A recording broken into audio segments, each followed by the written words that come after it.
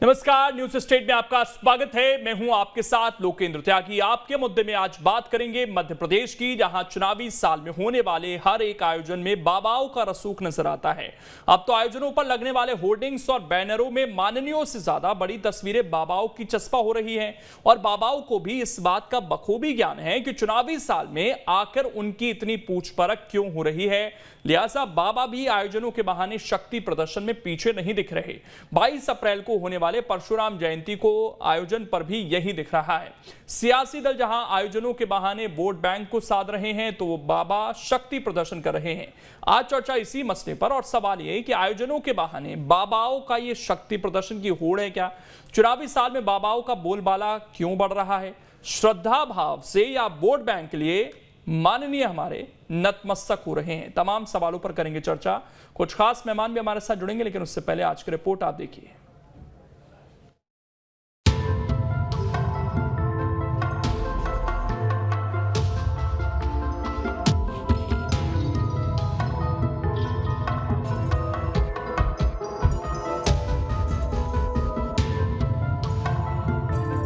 भोपाल में 22 अप्रैल को परशुराम जयंती के लिए तैयारी पूरी हो चुकी है। इस बार ये आयोजन इसलिए भी खास है क्योंकि इसमें कथावाचक धीरेन्द्र शास्त्री पहुंच रहे हैं। लेकिन आयोजन से पहले ही चर्चा पोस्टर और होर्डिंग्स को लेकर ज्यादा हो रही है। आप तस्वीरों में देख सकते हैं कि भोपाल में लगे इस पोस्टर में धीरेन्द्र शास्त्री की तस्वीर सबसे बड़ी है, और वो भी क्यों ना, आजकल धीरेन्द्र शास्त्री की डिमांड भी सबसे ज्यादा है। बहरहाल 22 अप्रैल को भोपाल में परशुराम जयंती का आयोजन हो रहा है। परशुराम जयंती के अवसर पर गुफा मंदिर में कार्यक्रम होना है। इसमें धीरेन्द्र शास्त्री के अलावा सियासी दलों से भी लोग आ रहे हैं। कार्यक्रम के आयोजन को लेकर भोपाल में कई जगह होर्डिंग लगे हैं। होर्डिंग में नेताओं से बड़ी तस्वीर धीरेन्द्र शास्त्री की दिख रही है। बीजेपी नेता और भोपाल के पूर्व मेयर आलोक शर्मा कार्यक्रम के निवेदक हैं। बहरहाल मध्य प्रदेश में इन दिनों बाबाओं का तो बोलबाला है ही, चुनावी साल में वोट बैंक को लेकर भी सियासी दल गणित बिठाने का कोई मौका नहीं छोड़ रहे। आगे बढ़ने से पहले जानते हैं कि इस आयोजन में कौन कौन से बड़े चेहरे शामिल हो रहे हैं। जानकारी के मुताबिक कार्यक्रम में शामिल होने के लिए धीरेन्द्र कृष्ण शास्त्री, मुख्यमंत्री शिवराज सिंह चौहान, बीजेपी प्रदेश अध्यक्ष वी.डी. शर्मा और कांग्रेस के वरिष्ठ नेता सुरेश पचौरी को निमंत्रण दिया गया है। तो लिस्ट बता रही है कि आयोजन में कांग्रेस के भी कई बड़े चेहरों को निमंत्रण है। भोपाल में पिछले साल भी परशुराम जयंती पर आयोजन हुए थे। इस दौरान भगवान परशुराम की 21 फीट ऊंची भव्य प्रतिमा का अनावरण किया गया था, और अब की बार फिर बड़े आयोजन की तैयारी है। जानकारी से ब्राह्मण वोट बैंक से भी जोड़कर देख रहे हैं। आंकड़ों के बरक समझे तो मध्य प्रदेश में करीब 40 लाख ब्राह्मण मतदाता है। एमपी में ब्राह्मण वोट बैंक करीब 12% है। 2018 में ब्राह्मण वोट बंटने से बीजेपी की सत्ता चली गई। विंध्य, महाकौशल, चंबल और मध्य क्षेत्र में ब्राह्मणों का अच्छा खासा दबदबा है। विंध्य क्षेत्र में तो 14% ब्राह्मण मतदाता हैं। इसके अलावा सपाक्स भी एक फैक्टर हो सकता है, क्योंकि 2018 के चुनाव में अपनी जमानत जब्त करवाने के बावजूद 109 सीटों पर लड़ी सपाक्स ने सवर्ण वोटों को काटकर बीजेपी को नुकसान पहुंचाया था। बहरहाल मध्य प्रदेश के पावरफुल बाबा भी इन समीकरणों से अनजान नहीं है। यही वजह है कि चुनावी साल में वो भी आयोजनों के बहाने शक्ति प्रदर्शन में पीछे नहीं दिख रहे। भोपाल में परशुराम जयंती में जहां धीरेन्द्र शास्त्री शिरकत कर रहे हैं, वहीं ऐसा ही एक आयोजन पंडित प्रदीप मिश्रा भी करवा रहे हैं। भगवान श्री परशुराम जन्म महोत्सव, भगवान श्री परशुराम जयंती जगजीवन राम नगर से प्रातः 9 बजे एक सुंदर भगवान श्री परशुराम जी का चल समारोह आयोजित किया गया है। आप सभी जगजीवन राम नगर के पावन क्षेत्र में पहुंचकर सुंदर जन्मोत्सव को मनाएं, परशुराम जन्म महोत्सव को मनाएं। हर हर महादेव। कुल मिलाकर मध्य प्रदेश चुनावी मोड पर है, जहां नेताओं और बाबाओं के चुनाव पूर्व गठबंधन के जरिए अपने लिए जमीन मजबूत करने की तैयारी जारी है। Team news state. और चर्चा करने के लिए खास मेहमान इस वक्त हमारे साथ जुड़ गए हैं। सबसे पहले परिचय करा देता हूं। डॉक्टर सत्यप्रकाश शर्मा जी हैं, वरिष्ठ पत्रकार हैं। महंत रामदूत दास जी हैं, धर्म गुरु हैं। प्रदीप माहौर जी हैं, बीजेपी के नेता हैं। और अभिनव बरोलिया जी हैं, प्रवक्ता हैं कांग्रेस के। आप सभी का बहुत बहुत स्वागत है।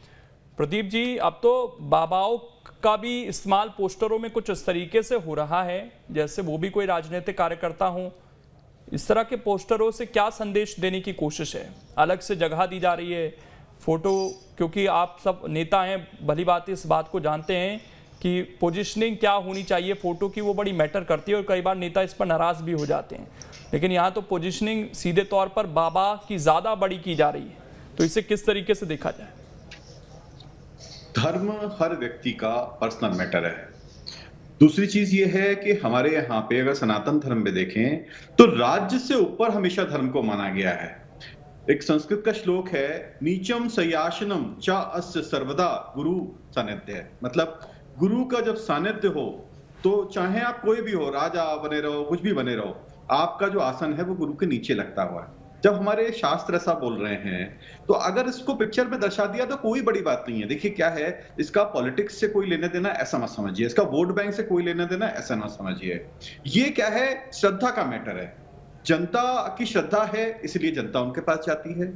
जो पॉलिटिक्स में है वो भी इंसान ही है ना, उनकी भी खुद की भी श्रद्धा हो सकती है, इसलिए वो भी जाते हैं। और जब वो पहुंचते हैं तो हर जगह वो हो सकता है बोलते हो कि पोजीशनिंग हमारी ये होनी चाहिए, लेकिन यहाँ पे जब मैटर आता है तो यहाँ पे पोजीशनिंग इंपॉर्टेंट नहीं है, पोजीशनिंग महत्वपूर्ण नहीं है। यहाँ पे महत्वपूर्ण है उनकी श्रद्धा।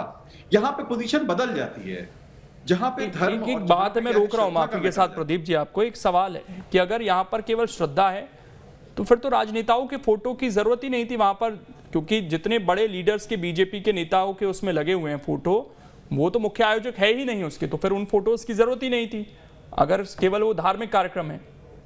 बहुत अच्छी बात कही आपने। क्या होता है कि जो कार्यकर्ता हैं उनकी भी अपनी एक श्रद्धा अपने नेताओं के लिए है, इसीलिए वो उनकी फोटो लगाते हैं, है ना। कहीं भी देखिए कोई कार्यक्रम होगा, वहां पे अगर मुख्यमंत्री आ रहे हैं तो कोई भी उसका आयोजक होगा, वो उनकी फोटो लगाना चाहेगा। उन्होंने लगाया, उनकी कोई गलती नहीं है इसके अंदर, उन्होंने अपना धर्म निभाया, लेकिन धर्म निभाने के साथ साथ उनकी श्रद्धा जो है वो ऊपर रही।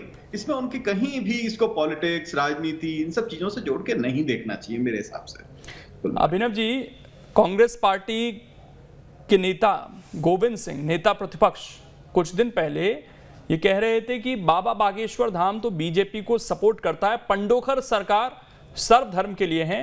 तो आप लोगों की भी कोई तैयारी है? अब परशुराम जयंती आ रही है उसको लेकर, क्योंकि फिलहाल तो ऐसा ही दिख रहा है कि बाबाओं की तरफ झुकाव राजनीतिक पार्टियों का साफ तौर पर दिख रहा है, और अब तो बढ़ते हुए भी नजर आ रहे हैं बाबा।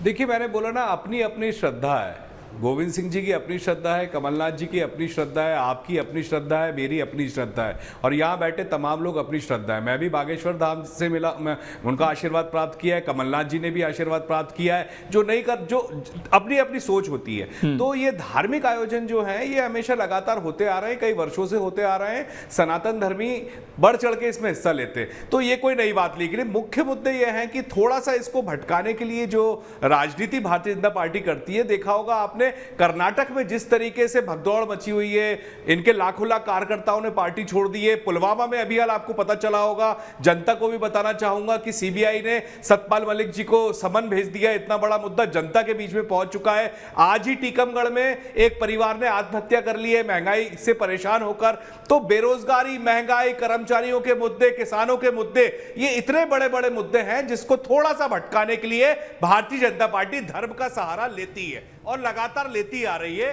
पिछले 20-30 सालों से, और उसको उसका फायदा भी मिलता है। लेकिन जनता के जो मुद्दे हैं वो अब भटकने वाले नहीं है। जनता इसका बराबर जवाब दे रही है। इसको आपको देखने को भी मिल रहा होगा, रिजल्ट सामने है, क्योंकि भगवान की शरण में इनको जाना पड़ रहा है। कांग्रेस पार्टी लगातार पूरे तरीके से जनता के मुद्दे उठा रही है, चाहे किसानों की समस्या हो, चाहे नहीं, जनता के मुद्दे तो उठा रहे हैं आप लोग, वो ठीक है विपक्ष में रह के, लेकिन वही कांग्रेस पार्टी खास तौर पर कहती है अपने नोटिफिकेशन जारी कर पार्टी स्तर पर कि भैया धार्मिक कार्यक्रमों को भी मनाइए जोर शोर से।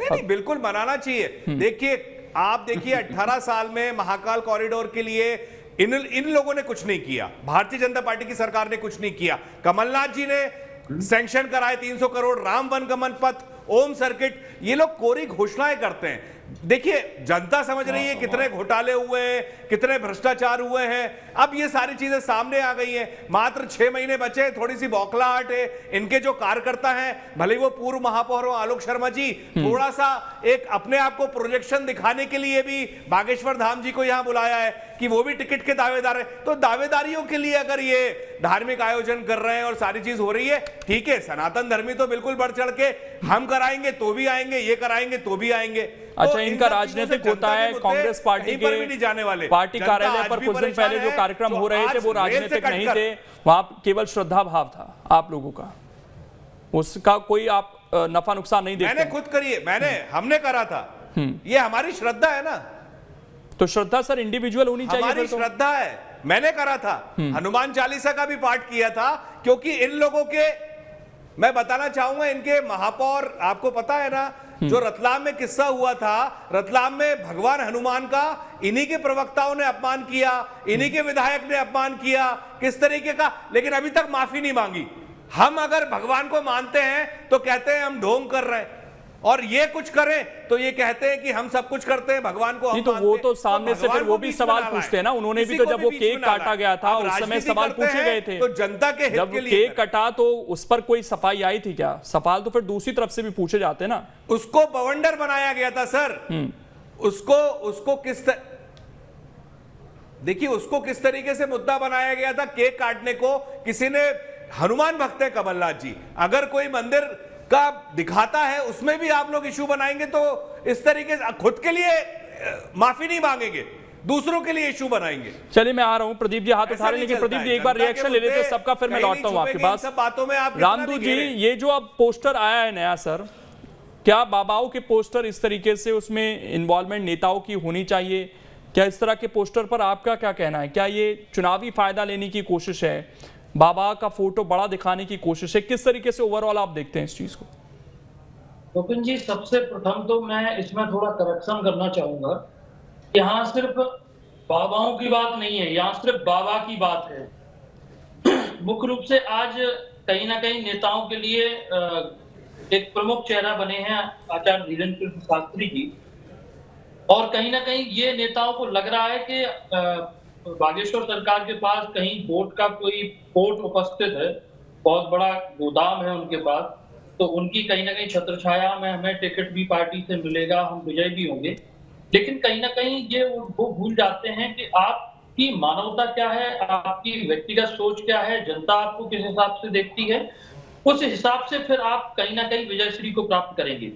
यहाँ मैं एक मुद्दे में और जोड़ना चाहता हूँ, क्या एक व्यक्ति विशेष के अनुयायी बनने से ही आप अपने आप को मतलब सनातनी मानते हैं या सनातन धर्म से जुड़ा मानते हैं?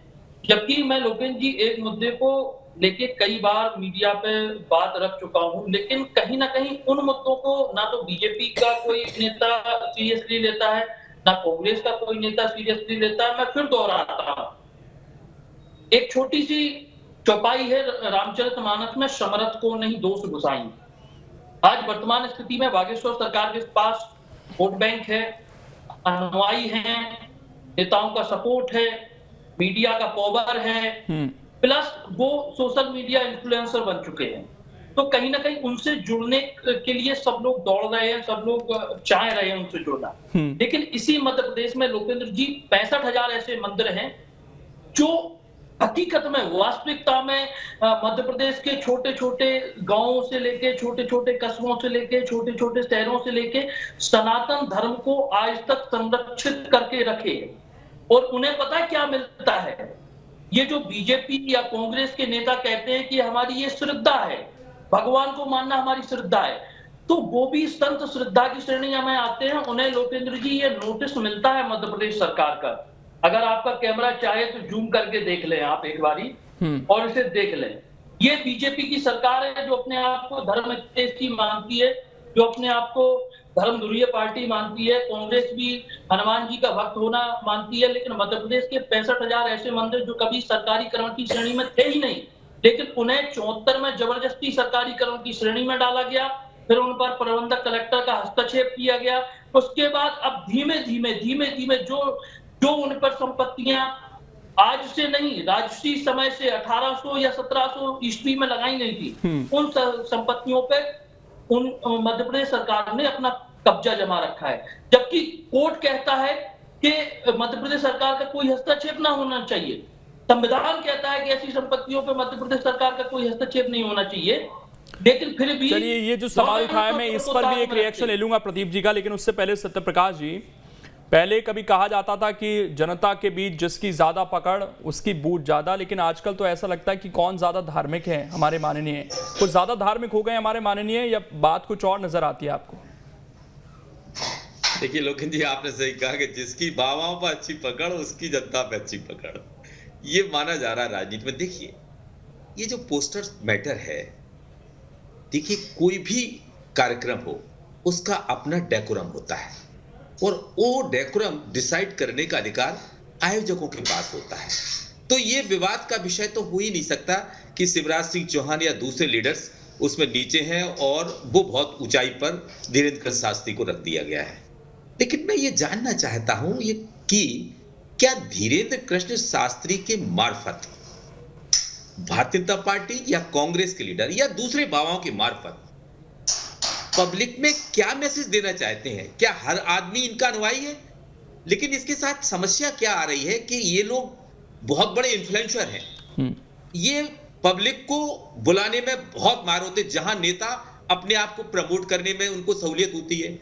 दूसरा कारण क्या है कि देखिए ये हिंदुस्तान है और हिंदी लैंड में हम रहते हैं मध्य प्रदेश में, तो हिंदी लैंड की एक खासियत होती है कि धर्म के प्रति लोगों का भाव एकदम जल्दी आ जाता है या उनको प्रभावित करना आसान हो जाता है। तो धर्म और ये बहुसंख्यक हिंदू बहुसंख्यक राज्य माना जाता है, तो ऐसे में वोटर्स को लुभाने के लिए इन बाबाओं को बाबाओं का सहारा लिया जा रहा है। लेकिन एक बड़ी चीज है, क्या राजनीति में बाबाओं का इतना इन्वॉल्वमेंट अच्छा है? देखिए धर्म और राजनीति दोनों एक सिक्के के दो पहलू हैं, इसमें भी कोई दो राय नहीं। लेकिन धर्म क्या है?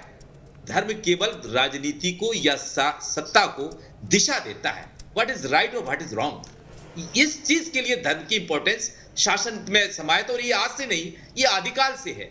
लेकिन डेकोरम देखिए, आप पुराने समय में भी कहीं जाएंगे कि मध्य प्रदेश के अगर चीफ कौन है, शिवराज सिंह चौहान, और सरकार सत्ता उसके ही तले धर्म पलता है, उसी के परे सब कुछ पलता है। तो ये चीज तो डेकोरम जो कहता है उसके आधार पर शिवराज सिंह चौहान को हायर पोजीशन पर जाना चाहिए एज कंपेयर ऑफ अदर्स।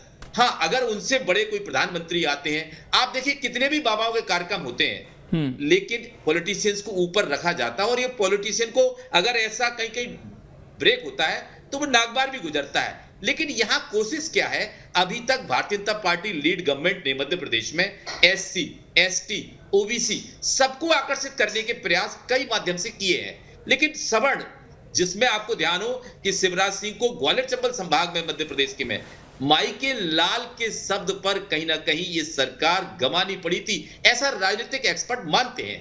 तो कहीं ना कहीं इस मार्फत, चूंकि ये भोपाल में आयोजन हो रहा है और इसमें कांग्रेस के लोग भी शामिल हो रहे हैं, भारतीय जनता पार्टी को, तो इस कम्युनिटी को कहीं ना कहीं धीरेन्द्र शास्त्री को प्रमोट करते हुए आकर्षित करने का एक बड़ा स्टाइल खेला जा रहा हो, ऐसा भी हो सकता है। चलिए प्रदीप जी, कई सवाल आ गए, उनका जवाब भी आप दे दीजिएगा। और साथ ही एक सवाल ये कि परशुराम जयंती के जरिए क्या सवर्ण, खासकर ब्राह्मण वर्ग को साधने की भी कोशिश है? देखिए, सबसे पहले मैं आपके सवालों का जवाब देता हूं, जिसमें देखिए अगर हम ऐसा बोलते हैं कि परशुराम जी किसी एक समुदाय से जुड़े हुए हैं, तो ये कहीं हम गलत डायरेक्शन में जा रहे हैं। क्योंकि देखिए परशुराम जी जो हैं ऋषि जमदाग्नि जी के पुत्र हैं। ऋषि जमदाग्नि जो हैं ऋषि हैं, ऋषि की कोई कास्ट नहीं होती थी, तो उनको ऋषि को अगर हम कास्ट के घेरे में डालते हैं तो वहीं हम सबसे बड़ी भूल कर देते हैं।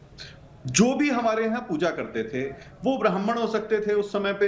हमारे यहाँ जो, उस सिस्टम को मैं समझाने नहीं जाऊंगा, वो एक बहुत ही अलग सिस्टम है, और जो अभी कास्ट सिस्टम चल रहा है वो कहीं भी देखा जाए तो हमारे पुरातन जो हिंदू धर्म के हिंदू शास्त्र हैं उसके अंदर कहीं दिखाई ही नहीं पड़ता है। खैर, उस विषय से हटते हुए जो ये पॉलिटिक्स की बात हो रही है, मुझे सबसे बड़ा आश्चर्य इस चीज पे होता है कि कांग्रेस के अभी जैसे प्रवक्ता बोल रहे थे थोड़ी देर पहले कि हमारी श्रद्धा का विषय है, तो उनका श्रद्धा का विषय कहां चला जाता है जब उनके यहाँ पे उनकी ही पार्टी में सोनिया गांधी बोलती हैं कि राम जो है काल्पनिक पात्र थे, है वो कहां चला जाता है जब इमरान प्रतापगढ़ी बोलते हैं कि अतीक जैसा कोई नहीं।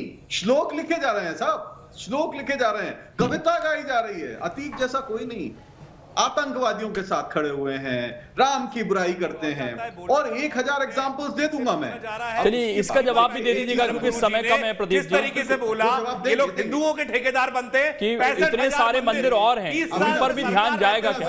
आज जनता को जानकारी मिल रही है 65,000 मंदिरों का जीर्णोद्धार नहीं किया, उसके बारे में कुछ सोचा नहीं लोगों ने। पेशेंस की कमी सबसे ज्यादा, इस तरीके की बातें करने लगते हैं फिर से। अभिनव जी, डिसिप्लिन और पेशेंस, ये दोनों चीजें बड़ी आवश्यक है। कोई डिसिप्लिन आपके सामने क्या डिसिप्लिन करेंगे?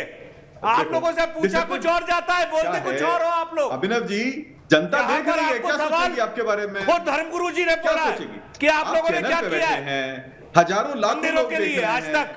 क्या सोचेंगे उसके बाद आपके आप बारे लोग में? ठेकेदार बनने आपका लगते समय हैं, आएगा, आप बोलिए। ठेकेदार है। इस पर जवाब ले लेते हैं जल्दी से। अभिनव जी जवाब ले लेते हैं, नहीं तो समय ज़ाया हो जाएगा। लास्ट 1 मिनट है। प्रदीप जी, जो और मंदिर बचे हुए हैं उन पर ध्यान क्यों नहीं? जी, अब देखिए क्या है कि मैं जो बोल रहा था, इन लोगों का क्या है, इनकी श्रद्धा नहीं है, ये वोट बैंक के लिए जा रहा है। अभी देखा आपने, उनने पूरा जनेऊ निकलता है कोर्ट में से, यहाँ पे धर्मगुरु जी बैठे हुए हैं, उन्होंने किस तरीके से बताया कि 65,000 मंदिरों का क्या स्थिति है मध्य प्रदेश में। लोकेन जी 1 मिनट का समय दे दीजिए। लेकिन ये कभी भी उस पर बात नहीं करते। मंदिर 20 साल से सरकारें क्या है, नाकारा सरकार चला रहे हैं। किसी के समय नहीं है सर मेरे पास। जल्दी से रामदूत जी अपना सवाल पूछ लीजिए। 1 मिनट जी, 1 मिनट अभिनव जी प्लीज। अभिनव जी एक सवाल आने दीजिए प्लीज, वैसे समय कम है। जल्दी से रामदूत जी। मैं बीजेपी प्रवक्ता से एक सीधा साधा क्वेश्चन करना चाहूंगा। सुप्रीम कोर्ट के 2021 के फैसले के अनुसार सुप्रीम कोर्ट ने ये आदेशित किया है राज्य सरकार को कि प्रबंधक कलेक्टर को इन मंदिरों में नहीं होना चाहिए। तो क्या आपकी सरकार प्रबंधक कलेक्टर को मंदिरों से हटाने का कार्य कर सकती है? जवाब लेते हैं जल्दी से प्रदीप जी।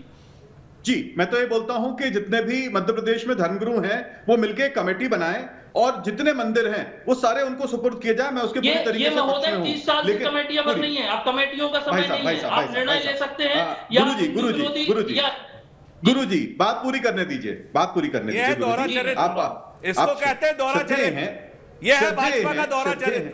श्रद्धेय हैं आप, क्या है कि कमेटी बनाइए और जितने भी प्रपोजल प्रेजेंट करिए कि कमेटी जो है इसको रेगुलेट करेगी, बिल्कुल मुख्यमंत्री जी उसको बिल्कुल पूरी तरीके से। वो तो कोर्ट का वहां पर हवाला दे रहे हैं, तो हो सकता है कि आपको फिर तो आप बाध्य है ना उसको पालन करने के लिए, क्योंकि उसमें तो फिर किंतु परंतु होना नहीं चाहिए। बहरहाल समय इतना ही है। बहुत शुक्रिया आप सभी का जुड़ने के लिए और इस चर्चा का हिस्सा बनने के लिए। तो ये कहा जाता है कि धर्म को